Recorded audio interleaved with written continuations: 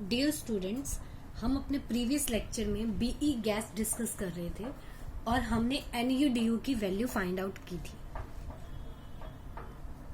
This one students, हमने अपने previous lecture में NuDu के इस एक्सप्रेशन तक अपने टॉपिक को कंप्लीट कर लिया था और मैंने आपको उस टाइम भी बताया था कि NuDu जो है वो आपको क्या बता रहा है, number of bosons having energy in energy interval U2U plus DU। अब हम तो टोटल एनर्जी निकालना चाह रहे हैं, तो हमें टोटल मॉलिक्यूल्स की जरूरत पड़ेगी, इसलिए हमें इस एक्सप्रेशन से टोटल नंबर ऑफ मॉलिक्यूल्स निकालना है। तो आपको भी पता है कि सबसे पहले हम इसको थोड़ा सा सिंप्लीफाई करने की कोशिश करेंगे। मीन्स ये U की फॉर्म में है, मैं एक नया वेरिएबल इंट्रोड्यूस करूंगी, that is x equals to U by KT and dx will be du by KT and here beta is 1 upon KT। Clear है? अब स्टूडेंट्स ये क्वेश्चन आता है कि why I am introducing this variable। आपको पता है कि NuDu का हम एक्सप्रेशन लिख चुके हैं और हमें टोटल n चाहिए। ठीक है, हम क्या चाहते हैं, हम n चाहते हैं। और n कैसे मिलेगा, हमें NuDu से मिलेगा। अगर हम NuDu का इंटीग्रेशन कर देंगे टोटल इंटरवल जितने भी हैं पॉसिबल उसमें, तो हमें टोटल नंबर ऑफ मॉलिक्यूल्स मिल जाएंगे। बट अगर आप इसको U की फॉर्म में रखते हो then it is difficult to solve the integration. सिर्फ यही एक रीजन है कि मैं इसको एक नए वेरिएबल x की फॉर्म में इंट्रोड्यूस कर रही हूँ और फिर एक प्रॉपर फंक्शन बनाएंगे हम और उसको सीरीज की फॉर्म में एक्सपेंड कर पाएंगे। तो हम यहाँ पे ये कह सकते हैं कि ये जो हमने x यहाँ पे इंट्रोड्यूस किया, इसका मेन पर्पज यही है to do easy your calculations, mathematical calculations easy हो जाए, इसलिए हमने ऐसा किया। तो डियर स्टूडेंट्स, यहाँ हम पुट करेंगे U के प्लेस पे XKT, यहाँ भी XKT और DU के प्लेस पे DXKT, और इस टर्म में भी हम यहाँ लिख सकते हैं इसको, ये आपके पास U है, इसको लिखेंगे XKT और बीटा को लिख देंगे 1 अपॉन KT। तो हमारा एक्सप्रेशन बन जाएगा दिस वन स्टूडेंट्स। यहाँ भी मैंने U की वैल्यू पुट कर दी और यहाँ भी कर दी, यहाँ पे मैंने DU की वैल्यू पुट की और यहाँ पे beta as well as U दोनों की वैल्यू पुट कर दी। अब स्टूडेंट्स यहाँ पे क्या है कि मैं थोड़ा टर्म्स को रीअरेंज कर रही हूँ, तो आप देखो मैं कैसे टर्म को रीअरेंज करती हूँ। यहाँ पे 4y और v एज इट इज लिया है मैंने, डिनोमिनेटर की टर्म्स को वैसे ही एज सच रख दिया। अब ये वाली जो m की टर्म है इसको मैंने सेपरेट यहाँ रख लिया। अब यहाँ आप देखो तो यहाँ 2 की पावर 1 है, यहाँ 2 की पावर 1/2 है, वो भी डिनोमिनेटर में, तो 1 से 1/2 जाएगा तो √2 रह जाएगा, वो यहाँ आ गया आपका।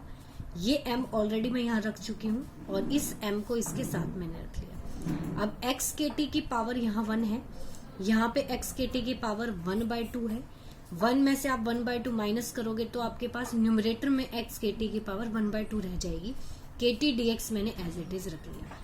अब मैं इसको थोड़ा सा एक स्टैंडर्ड फॉर्म में लेकर आने की कोशिश कर रही हूँ ताकि जब मैं इसका इंटीग्रेशन करूँ तो ये इजीली हो जाए। पहले मैं इसको मल्टीप्लाई करूंगी। स्टूडेंट्स, मैंने इस एक्सप्रेशन को √π से मल्टीप्लाई और डिवाइड किया है। जो डिनोमिनेटर का है उसको सेपरेट रख लिया और जो न्यूमरेटर का है वो इसके साथ सम अप कर दिया कि इसकी पावर 1 है और जो आप मल्टीप्लाई करोगे उसकी 1/2 होगी, तो 1 + 1/2 3/2। क्लियर है? v upon HQ as it is, denominator का ये एक्सप्रेशन भी मैंने एज इट इज लिख लिया। क्लियर है? अब पाई को भी हम कर चुके हैं। अब बात आती है 4 की, इसको आप लिख सकते हो 2 की पावर 2, तो एक 2 मैंने यहाँ यूज कर लिया, एक 2 यहाँ रह गया और एक ये है, तो 1 + 1/2 कितना हो जाएगा, वो भी 3/2, तो यहाँ पे ये 2 भी आ गया। मीन्स ये भी रिजॉल्व हो गया, ये पाई भी हमने सॉल्व कर लिया और ये 2 भी हमारा सॉल्व हो गया। अब बात आती है m की, तो एक m की पावर ये है और एक 1/2 ये है, तो टोटल 3/2 होगी।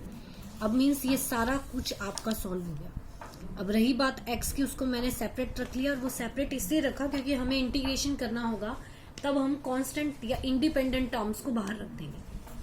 और KT की पावर 1/2 ये है और 1 ये है, तो दोनों को आप सम अप करेंगे तो वो 3/2 हो जाएगा। तो आपके पास KT इधर इस तरह से आ गया और dx एज सच। तो मीन्स आपके पास NuDu का ये एक्सप्रेशन बन गया है। और मैंने दोबारा से रिपीट कर दिया कि NuDu determine u number of bosons in energy interval u to u plus D U. अब हमें टोटल चाहिए तो हम क्या करेंगे, इसका इंटीग्रेशन कर देंगे इन एनर्जी गैप। मीन्स आपके पास ये टोटल अगर x में आया तो आप चाहो तो इसको nx dx से रिप्रेजेंट कर सकते हो, दैट इज मच बेटर। ठीक है, nu du लिखने के बजाय आप इसको nx dx लिख दो, क्योंकि अब ये फंक्शन u का नहीं रहा, किसका हो गया, x का फंक्शन हो गया। क्लियर है। बाकी x का लिखोगे तब भी वो डायरेक्टली डिपेंड तो एनर्जी पे कर रहा है, क्योंकि x जो है वो u अपॉन kt है, तो kt एक फिक्स टर्म है, तो x डायरेक्टली प्रोपोर्शनल है किसके, u के। तो आप ये कह सकते हो कि नंबर ऑफ बोसोन्स बता रहा है in energy interval u to u plus D U, या फिर कह दो in interval of x parameter from x to x plus dx। Clear है। अब मैं टोटल n निकाल लेती हूँ। स्टूडेंट्स, हम टोटल नंबर ऑफ मॉलिक्यूल्स के एक्सप्रेशन को या बोसोन्स के एक्सप्रेशन को इस तरीके से लिख सकते हैं nu du, और अगर आप x की फॉर्म में लिखना चाहो तो आप ऐसे लिख सकते हो nx dx। अब मैं nx dx की वैल्यू यहाँ पुट करूंगी तो हमारा एक्सप्रेशन बन जाएगा this one. Students, n is equal to nx dx। मैंने nx dx की वैल्यू जो अभी हमने फाइंड आउट की है, मैंने उस वैल्यू को यहाँ पर लिख दिया। अब इसमें ये जो टर्म है इसको मैं f1 अल्फा रख रही हूँ।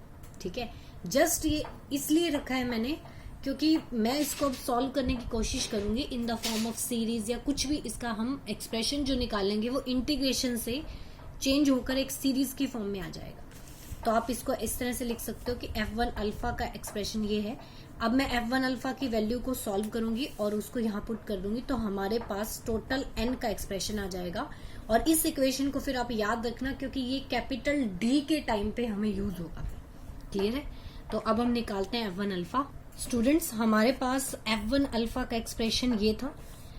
अब इसमें मैंने e की पावर अल्फा को 1 अपॉन डी लिख दिया है। ठीक है, ये तो हम स्टार्टिंग में डेरिवेशन के स्टार्टिंग में हम इस चीज को बोल चुके हैं, तो इसका आप थोड़ा सा ध्यान रखना। अब ये जो डिनोमिनेटर की टर्म है मैं इसको इस फॉर्म में लेकर आना चाहती हूँ, 1 माइनस एक्स की पावर -1। फिर हम इसका बाइनोमियल वो जो आप एक्सप्रेशन करते हो कि पावर आगे आ जाएगी, फिर आप उसमें कॉम्यूटेशंस ऑपरेटर लगा के उसको सॉल्व करते हो। अगर आपको ध्यान हो तो आपने किया भी होगा उसमें। तो सीरीज ओपन करने का आपको पता होना चाहिए, हम उस अकॉर्डिंग सीरीज को ओपन कर लेंगे।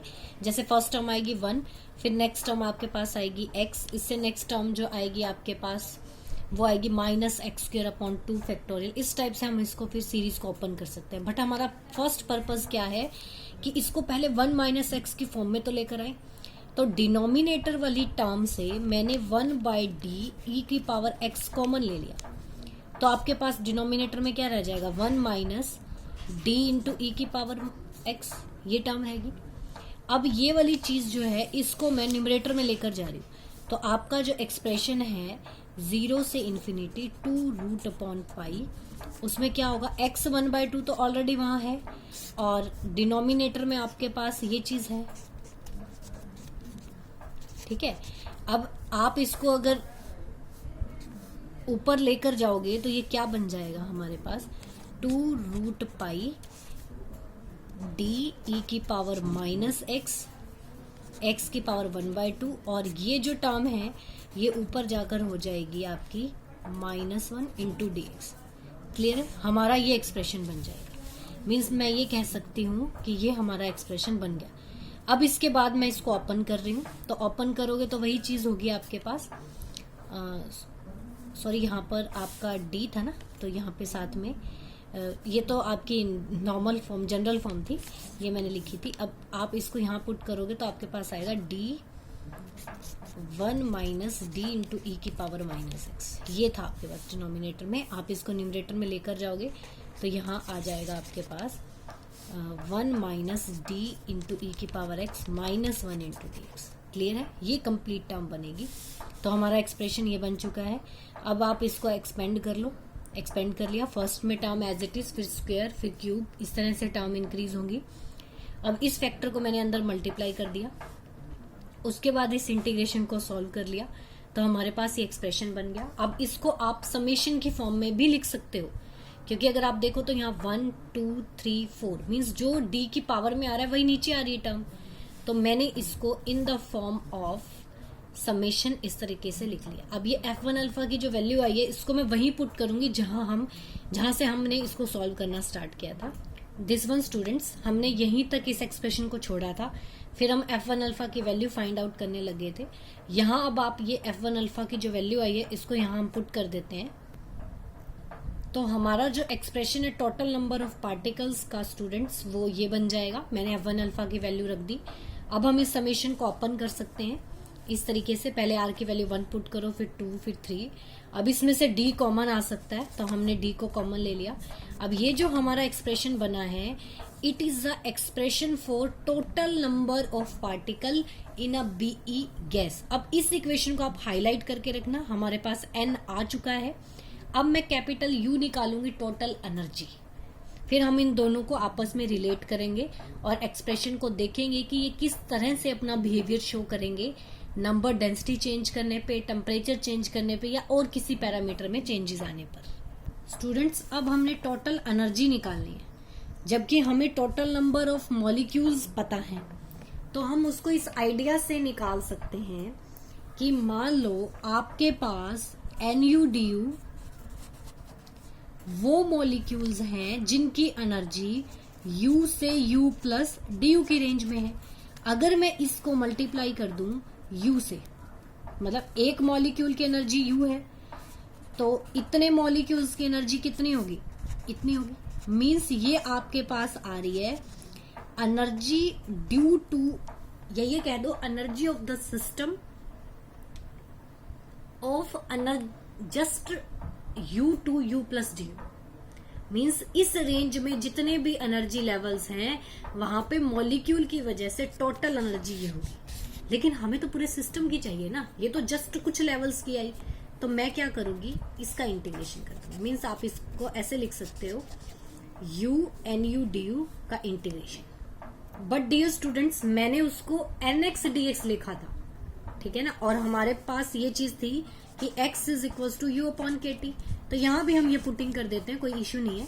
यहाँ पे U के प्लेस पे आप लिख दो x KT और NuDu के प्लेस पे लिख सकते हो NX dx। क्लियर है।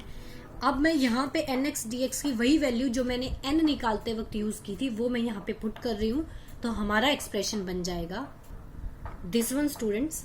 अब हमारा जो टोटल एनर्जी का एक्सप्रेशन है वो ये हो जाएगा।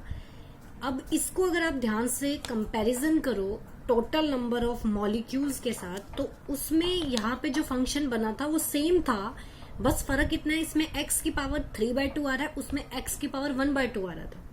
ठीक है, तो फंक्शन तो ये भी बना है अल्फा का, बट ये उससे थोड़ा सा डिफरेंट बना है पावर के अकॉर्डिंग। तो अगर मैंने उसको F1 अल्फा नेम दिया तो हमें इसको किसी और नेम से रिप्रेजेंट करना पड़ेगा, और मैंने इसको F2 अल्फा के नेम से रिप्रेजेंट किया। और आप साइड में फिर ये बता सकते हो कि F2 अल्फा की वैल्यू ये है। अब डियर स्टूडेंट्स, जैसे मैंने F1 अल्फा को सॉल्व किया था वैसे ही मैं F2 अल्फा को सॉल्व करती हूँ। सेम आपने उसको इसी तरह से प्रोसीड करना है डियर स्टूडेंट्स। तो हमारे पास F2 अल्फा का ये एक्सप्रेशन है। मैंने वैसे ही जैसे F1 अल्फा में किया था, इस e की पावर अल्फा को 1/d लिख दिया, e की पावर x -1। अब मैं यहाँ पे आपको रिपीट नहीं कर रही हूँ, आपको सेम वैसे ही करना है कि नीचे आपने 1 - x की सीरीज बनानी है, तो सेम वैसे इसको कॉमन निकाल लेना, फिर उन टर्म्स को ऊपर ले आना, डिटो है, और उस सीरीज को ओपन कर लेना। तो आपका जो फाइनल एक्सप्रेशन आएगा F2 अल्फा स्टूडेंट्स वो आएगा ये, और इसको फिर से आप वैसे ही सीरीज की फॉर्म में लिख लेना। अब हम इसको वहीं पे पुट करेंगे टोटल एनर्जी के एक्सप्रेशन में। तो स्टूडेंट्स, हमारा U का एक्सप्रेशन ये होगा। सेम वैसे ही हम इस समेशन को ओपन कर लेते हैं इस तरह से, D को कॉमन निकाल लेते हैं, तो हमारे पास ये आ जाएगा। अब स्टूडेंट्स, एक इक्वेशन आपके पास बनी है N के लिए, एक बनी है U के लिए। अब मैं इस एक्सप्रेशन को N के एक्सप्रेशन से डिवाइड कर देती हूँ। तो स्टूडेंट्स, अगर हम U की इक्वेशन को N से डिवाइड करते हैं तो हमारे पास कुछ ऐसा एक्सप्रेशन बनेगा। ये तो U की एक्सप्रेशन की सीरीज थी, और N वाली जो डिनोमिनेटर में आ रही थी उसको मैंने -1 की पावर लगाकर न्यूमरेटर में रख लिया।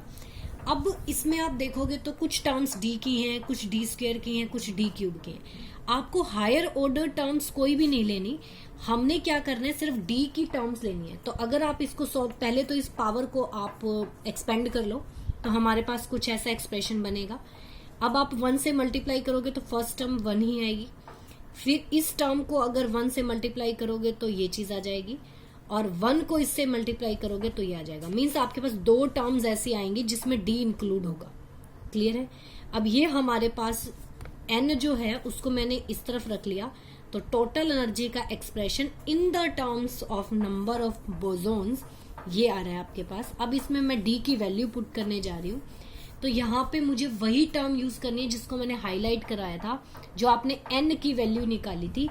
अगर आपको थोड़ा ध्यान हो तो इस तरीके से था, n is equals to v upon H cube 2πm kt की पावर 3/2 F1 अल्फा।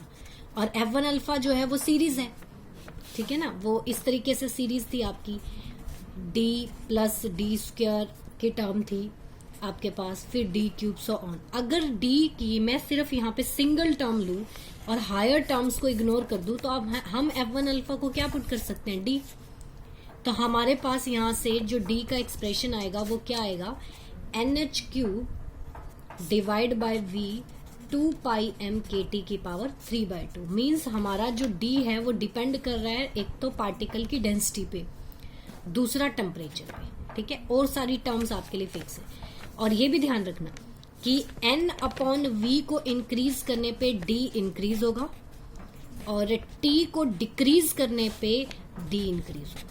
क्लियर है? ये इनका फैक्टर है। इसको मैं डिटेल में नेक्स्ट लेक्चर में डिस्कस करूंगी आपसे कि हाउ डी फैक्टर या ये कह दो degeneracy parameter very from variation in the parameters, ठीक है, लाइक n/v या टेम्परेचर। क्लियर है? यहां सिर्फ मैं आपको ये d की वैल्यू बता रही हूं। अब ये d की वैल्यू हमने इस एक्सप्रेशन में पुट करनी है, यहाँ पे और यहाँ पे। तो हमारा जो एक्सप्रेशन बनेगा स्टूडेंट्स, वो एक्सप्रेशन हमारा बन जाएगा दिस वन। अब इस एक्सप्रेशन में अगर आप देखो तो आप एन के को आर भी लिख सकते हो, और इस टर्म में ये जो चीज आ रही है 3/2 RT, अगर आपको अपना फर्स्ट यूनिट का आर्टिकल या सेकंड यूनिट का ध्यान हो तो वहां हमने टोटल एनर्जी का जो आइडियल क्लासिकल आइडियल गैस के लिए एक्सप्रेशन निकाला था वो यही था। बट इसमें एक्स्ट्रा टर्म ये आ रही है ब्रैकेट वाली, तो इसको मैं ईटा से शो कर रही हूँ, और ईटा की वैल्यू आपको बताएगी कि आपका जो फैक्टर यू है वो इस स्टैंडर्ड क्लासिकल आइडियल एक्सप्रेशन से कितना डेविएट किया है। क्लियर है? अब इसको हम डिफरेंट टेम्परेचर रेंज पे भी डिस्कस करेंगे, बट अगर आपके पास बीई गैस का ही जस्ट आर्टिकल आता है तो आप टोटल एनर्जी तक एक्सप्रेशन निकाल सकते हो। अब इसको डिफरेंट टेम्परेचर और नंबर डेंसिटी पे मुझे डिस्कस करना है, वो हम नेक्स्ट लेक्चर में डिस्कस करेंगे।